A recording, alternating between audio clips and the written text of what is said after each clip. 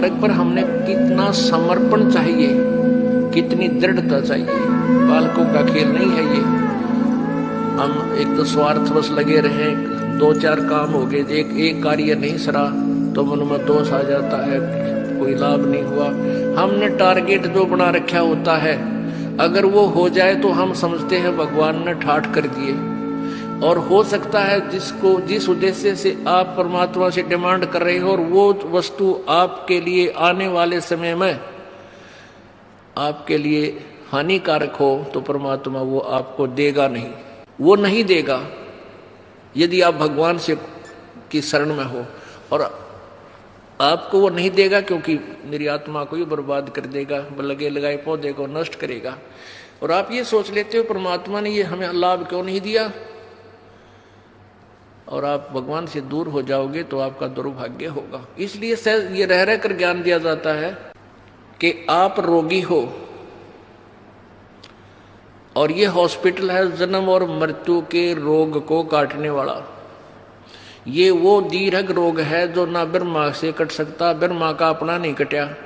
विष्णु जी को भी ये रोग है, ब्रह्मा जी को भी रोग है, विष्णु जी को भी मृत्यु का जन्म मृत्यु का रोग है। इस ब्रह्म को भी जन्म मृत्यु का रोग है, पर ब्रह्म को भी है। केवल एक परम अक्षर ब्रह्म है वो परमात्मा जो जन्म और मृत्यु के रोग को काट सकता है।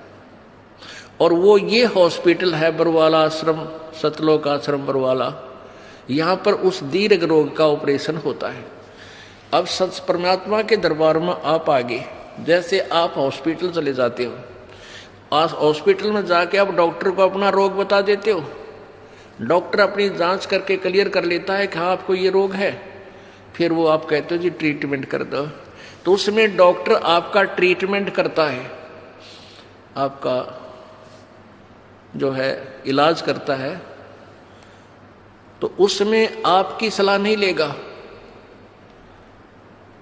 वो अपने हिसाब से आपको इंजेक्शन लगाना, इंजेक्शन लगाएगा ही लगाएगा, ग्लूकोज लगानी है ग्लूकोज लगाएगा। और यदि ऐसी कोई स्थिति आ गई तो आपका ऑपरेशन भी करेगा। हाँ, इतना अवश्य बता देगा कि इसके ऑपरेशन की आवश्यकता पड़ेगी, बोल तरीके सलाह है। यदि आप कहोगे ऑपरेशन नहीं कराता तो जा अपने घर में मर, ऑब्जेक्शन है तो जा, फिर जाते मरेगा। तो ऐसे ही यहाँ आप आगे, और ये दास डॉक्टर है, परमात्मा कबीर जी की पावर से सारा काम होगा। तो आपको जैसा भी कुछ मिले, जैसा भी मालिक रखे, आपको नो ऑब्जेक्शन होना चाहिए। यानी जो रखे तो ही रहो मेरा के चारा, खाने जाद खरीद हो गुलाम तुम्हारा। परमात्मा जैसे भी आपको रखे, अब चाहे आपको ये दिखे कि हमारे ये हानि होगी, नहीं, हानि नहीं, ना जाने के बड़ा कहर टाल दिया आपका, आप नहीं सोच सकते, आप बालक हो। एक 2000 10,000 रुपये की हानि में आपका 10 लाख का नुकसान भी टाल देगा परमात्मा।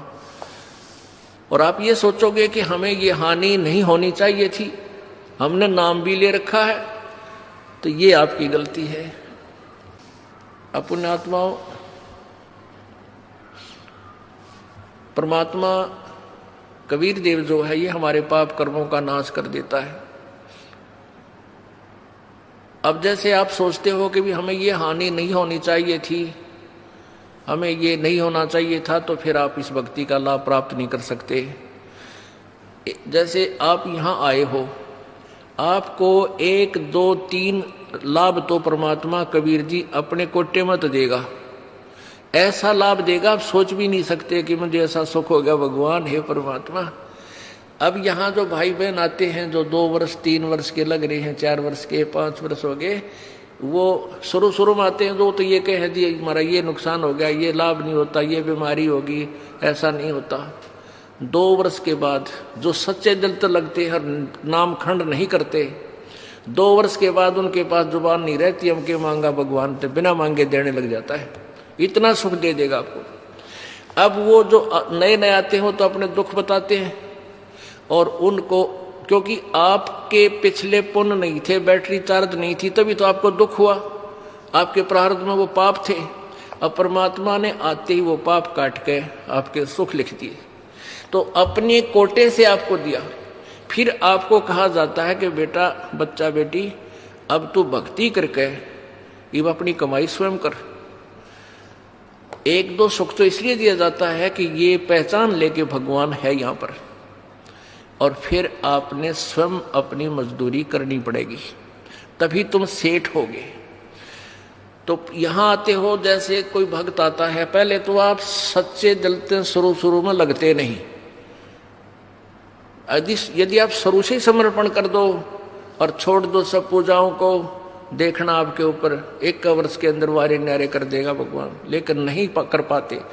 उसके लिए काल ने हमें कैसे बांध रखा है, जैसे एक परिवार में एक आदमी नाम ले लिया एक व्यक्ति ने, और 5 व्यक्ति अनुपासना करने वाले, तो आपके नियम को वो खंड करवा देते हैं, और फिर आपको हानि होनी बराबर रह जाती है, वो लाभ पूरा नहीं मिलता। फिर आपको समझाया जाता है, दृढ़ किया जाता है कि ये पूजा मत कर, अनुपासना नहीं करनी है। परमात्मा कबीर जी कहते हैं 100 वर्ष तक सतगुरु पूजा, एक दिन अनुपासी, वो अपराधी आत्मा फिर पड़े काल की फांसी। 100 वर्ष आपने साधना कर रखी है, परमात्मा की साधना, सत्य साधना, एक दिन अनुपासना कर ली, अन्य देवी देवता या क्रियाक्रम कर दिया, तो तेरा सारा नष्ट हो जाएगा। वो अपराधी आत्मा फिर पड़े काल की फांसी, यानी वो पिछला किया हुआ नष्ट नहीं होगा, लेकिन काल के जाल में फंस गया, नाम टूट गया, और काल फिर तेरे पिछले पुण्य के आधार पर तुझे नचाएगा, स्वर्ग में देवता बना देगा, ब्रह्मा विष्णु महेश बना देगा, पदवी दे देगा, फिर आपकी मलाई जो बैटरी डिस्चार्ज हो जाएगी, फिर गधे की योनि दे देगा, यानी काल की फांसी में फिर रह गया। तो ये साधनाएं आपने जो हम बताते हैं, शुरू में ही प्रारंभ से ही दृढ़ निश्चय करके आओ, और सब आप अनुपासना को और सब मर्यादा जो आप हमारे नियम को भंग करती हैं, इनको तुरंत त्याग दो, और फिर देखना। अब जैसे कोई भक्त आता है अनजान, जो ज्ञान नहीं समझ रहे, वो कहते हैं जी मेरे को ना 4 महीने हो गए नाम लिए ने, मेरे को 10 महीने हो गए और मुझे कोई लाभ नहीं हो पा रहा, मैंने पाठ भी करा दिया, ज्योत भी बोल दी।